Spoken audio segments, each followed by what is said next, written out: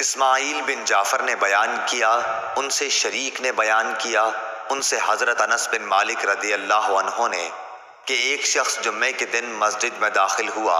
اب جہاں دارالقضاء ہے اسی طرف کے دروازے سے وہ آیا تھا۔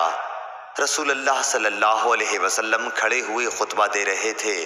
اس نے بھی کھڑے کھڑے رسول اللہ صلی اللہ علیہ وسلم کو مخاطب کیا، کہا کہ یا رسول اللہ صلی اللہ علیہ وسلم، جانور مر گئے اور راستے بند ہو گئے، اللہ تعالیٰ سے دعا کیجئے کہ ہم پر پانی برسائے۔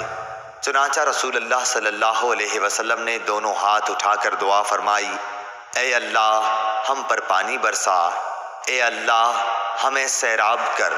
انس رضی اللہ عنہ نے کہا، خدا کی قسم آسمان پر بادل کا کہیں نشان بھی نہ تھا اور ہمارے اور صلا پہاڑ کے بیچ میں مکانات بھی نہیں تھے۔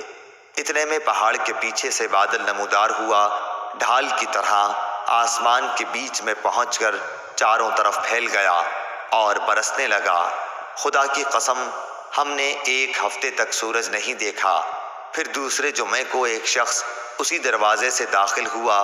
رسول اللہ صلی اللہ علیہ وسلم کھڑے خطبہ دے رہے تھے، اس لیے اس نے کھڑے کھڑے کہا، یا رسول اللہ صلی اللہ علیہ وسلم، کثرت بارش سے جانور تباہ ہو گئے اور راستے بند ہو گئے، اللہ تعالیٰ سے دعا کیجئے کہ بارش بند ہو جائے۔